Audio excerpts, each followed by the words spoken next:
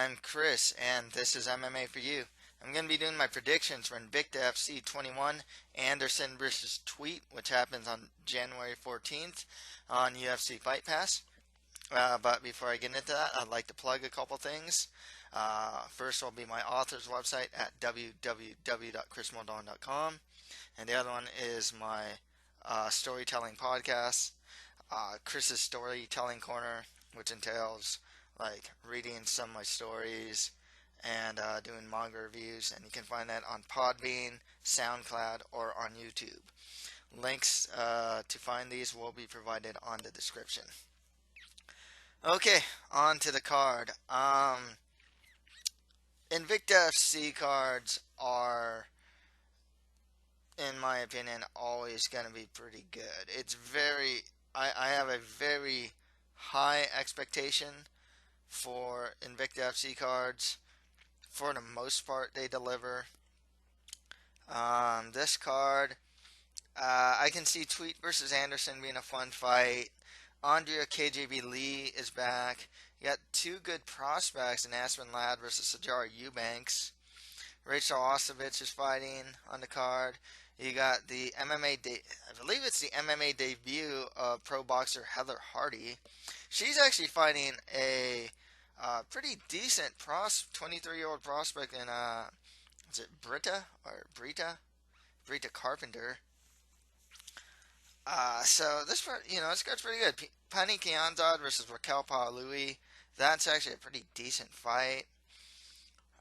Bennett versus Esquibel. It's tough to say. They're not the most potent finishers. Could be pretty fun. And then you have Celine Haga, who was on like this ginormous losing streak, and now she's actually turned it around, fighting a pretty solid fighter in Amy Montenegro. So let's get started. In the main event, Megan Anderson fights Charmaine Tweet. Notice I don't say Megan. If I'm not mistaken, it's pronounced Megan. Charmaine Tweet, she's been fighting for a long time. I mean, she was, if I'm not mistaken, she is the first opponent for Ronda Rousey back in the amateur days in MMA. She's fought Cyborg, got her nose busted up. It's very strange when I see her fight. She had that really cool spinning back fist against Latoya Walker. Before that, though, she was getting pieced up from Latoya Walker's boxing. One thing about Tweet is technically, offensively, she's not that bad. Defensively, she's not that great. That's generally how I see her. Striking defense, takedown defense. It doesn't seem to be her strongest suit. She hits relatively hard. Her technique, I guess it's average at best, but I can't really say she has a clean technique as a striker or even as a grappler per se. But she is a veteran. She's fighting Megan Anderson, who has been just coming up in the division. She is a legit 145er. So is Tweet. Tweet's fought as high as like 155. She had one bout against Rothenhauser, 155.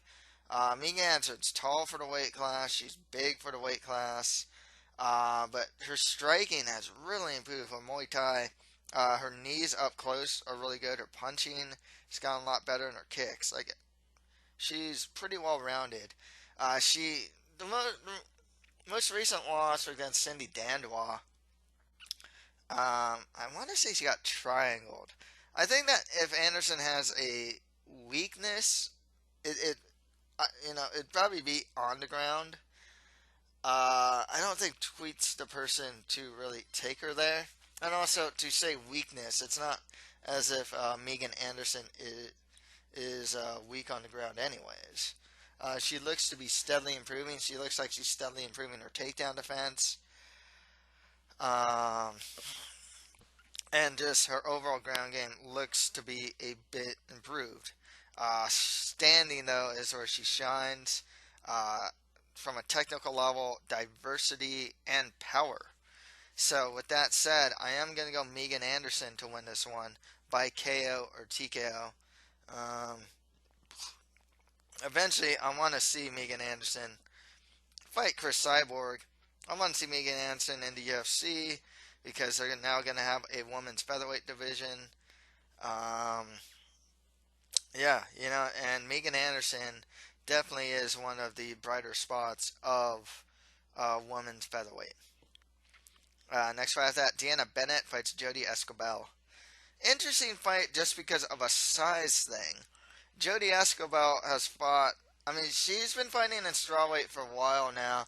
Even she been fighting like tough. She fought Grasso at strawweight, but she's also fought as low as atom weight. So this is kind of interesting because Deanna Bennett has fought at flyweight to pretty good success, and then she's fought at strawweight, but like she has had weight issues. This is interesting though because stylistically, I'll say this right now, I don't see both like either of these two as like the most potent finishers. Like when Deanna Bennett came into Invicta, she finished her opponent, but since then, I haven't seen it. Deanna Bennett at her best is a pretty good wrestler. Uh, Her stand-up's not bad, but she just doesn't throw enough. And one of her biggest problems too is it seems like she is the type of fighter that kind of, I guess, allows her opponent to dictate where the fight takes place, in a sense. I kind of felt that's why she lost to Modafferi. I thought Modafferi would beat her anyways, but Modafferi was, if the fight was in the clinch, it's because like Modafferi wanted it to be there. If it was in boxing range, it's because Modafferi wanted it to be there, not because Deanna Bennett wanted it to be there. That's kind of how I saw it. For example, Jodie Esquibel is actually a pretty solid boxer herself. Her ground game's improving. She doesn't have that great a power, and she will be the smaller fighter here. Uh, as far as volume goes, though, I'd say Jodie Esquibel probably throws more. I don't know how much it's going to really hurt Bennett, though. And then, like I said, with Bennett, the weight cut really seems to affect her. With that said, I can't ignore the size difference. I think Bennett's also the better wrestler, too. I think Jodie Esquibel is the better striker, but Bennett, it can always go back to like just clinching her, smothering her against a cage, or maybe even taking her down too, to get a decision victory. So I am gonna go with Deanna Bennett to win by decision.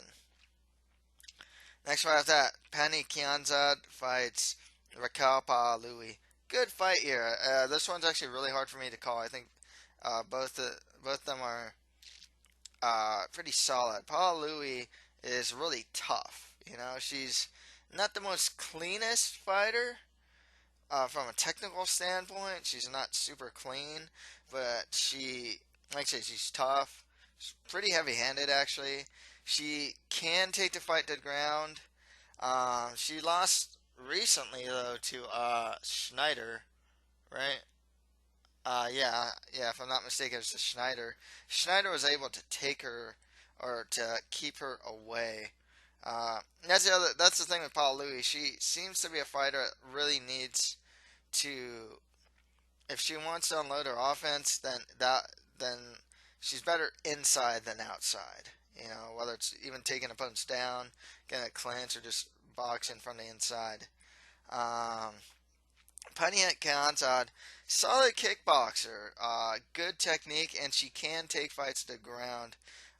She's not the most heaviest handed, but like I said, she makes up for with good technique and a lot of aspects of the game. This fights are actually really hard for me to call because I think Kianzad has the better overall technique and like striking and even maybe even grappling. But Paul Louis has like that like tough, um, tough to put away, kind of like interface a couple times type of fighter. So really tough for me to call. But I'll go with Pannie Kianzad to win by decision. Not super confident in the pick though. Next right after that, Aspen Ladd fights Sijara Eubanks. Interesting style matchup here. Aspen Ladd has, she's young, and she really uses her strength to kind of bully opponents. Her striking isn't that bad. Her defense isn't that good, but she gets her opponent against a cage, takes him down, and pounds him out to either, she gets a good position, pounds him out to either finish with like a TKO victory and or get like a choke or a submission. And that's kind of her game. It's just takedown, usually against a cage, using, her size and strength. Um, Ground and pound. She has some nasty ground and pound too. She actually transitions well to ground and pound. Um, if opponents are squirming underneath her, she can land pretty good ground and pound on those transitions. She's actually really good at that. Um, but so far, that's kind of her game. She is quite a pressure fighter. It's going to be very interesting though, because she's fighting Sijara Eubanks, who is a pretty high level Brazilian Jiu-Jitsu practitioner, and kind of has a similar game in that she can pressure, take her opponent down, and sub her opponent. Her striking looks to be improving. So I'm very curious to see how this fight turns out, just because of the level of grappling that Eubanks has.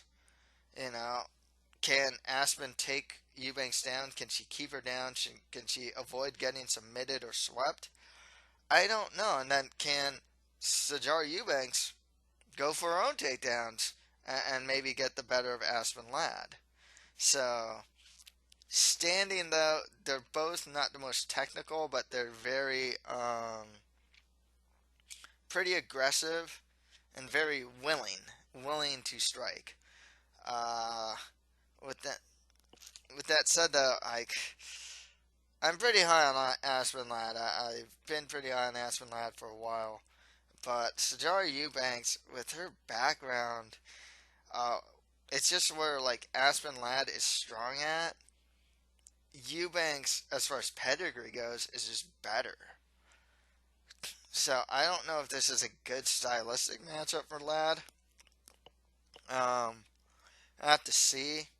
But yeah, I'm actually picking Sijara Eubanks to win. I'll go by decision. I have a feeling that Eubanks will be able to take the fight to the ground, for one thing. Uh, and like I said, Eubanks has just a really good ground game. If Eubanks can get on top, I can see her staying on top. If she's on her back, I can see her working towards something. Um, so tough one to call though, because I don't really know how this fight's gonna go. But Sijara Eubanks by decision. Next fight after that, Andrea KGB Lee fights Jenny Liou. It's Jenny Liou. I don't know if it's Jenny Liou Schreiber still. I'll just go with Jenny Liou. Jenny Liou. When I've seen her fights, like standing isn't her strong suit, despite the fact that she actually knocked out Rachael Ostovich, if I'm not mistaken, by knees. Otherwise, standing, I've seen her get beat up quite a bit. Her defense isn't that good. I've actually seen her pull guard a couple times too. Her ground game's not that bad. Her ability to take the fight to the ground isn't that good. She's not a great wrestler. She has pulled guard at times. And she's fighting Andrea Lee, who's coming off a layoff because of I think she got popped actually by USADA, if I'm not mistaken. Andrea Lee, though, is one of the top prospects in the women's flyweight division, and honestly, one of the better prospects in women's MMA. Her striking, her kickboxing skills are really strong. Um, she attacks the body well. She actually has really good head movement, and she hits hard too. She has good kicks. I think she'll use side kicks and whatnot too. Um, and like I said, she'll attack different parts of like the body, or she'll hit the head too. Her ground game is still one of her weakest points, but it's not. She's not terrible there, but better fighters like Sarah DeLalio and Roxanne Mataferi have been able to out grapple her. I think one of the biggest problems with Lee is it seems part of it's because she's still new, but it seems like she's a little too willing to grapple um, against opponents who are like at least on paper better grapplers. You know, like I said, Delalion and Modafferi just come to mind right away. Um, Otherwise, she's not a bad grappler. She's actually got an armbar on Ostovich, and she has like another armbar. She's not bad there, but she does make mistakes there that have cost her. That's the thing. She's not necessarily poor. It's just that she's kind of still learning the ground game. But nonetheless, standing Andrea Lee all the way. I think she might actually just get a finish.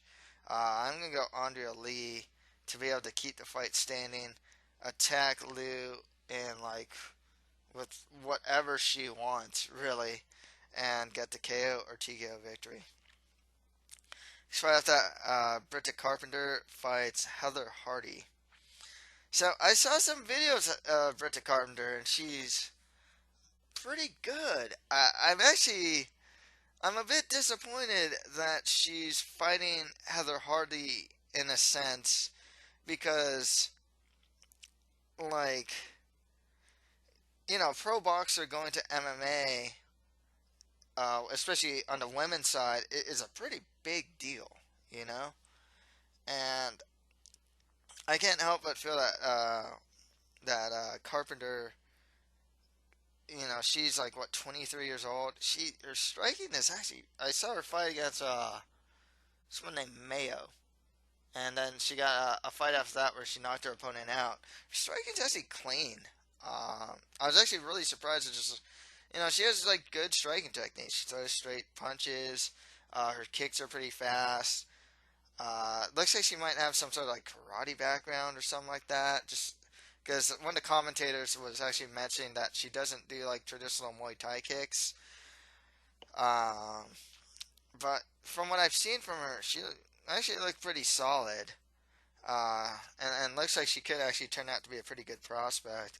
But she's fighting Heather Hardy, who is a pro boxer, and you know, and I saw two fights of Carpenter's, and she didn't take the fight to the ground against Mayo. She was actually just getting taken down pretty much in every round. So I don't know if Carpenter is going to try and take Hardy down, and I'd assume that the ground could be a weakness for Heather Hardy. Um, Nonetheless, I mean, it's really hard not to go with the fighter and Heather Hardy, who has pro boxing experience. I actually just rewatched her fight. It was on PBC back in August. Her boxing technique is, I mean, it's not super crisp or anything like that, but it was solid enough. Um, like, and compared that to like an MMA fighter, you know, it just Hardy's just going to have the advantage as far as the hands go, as far as like punching mechanics, maybe even the hand speed, um, maybe boxing footwork and whatnot, head movement and whatnot too. So with that said, I am gonna go Heather Hardy to win this one. Um, Maybe even by KO or TKO. Like I said though, I was actually pretty impressed with Carpenter. I thought she looked pretty good. Next fight after that, Celine Haga fights Amy Montenegro. Celine Haga. So I actually watched her two most recent fights. She won by arm triangle.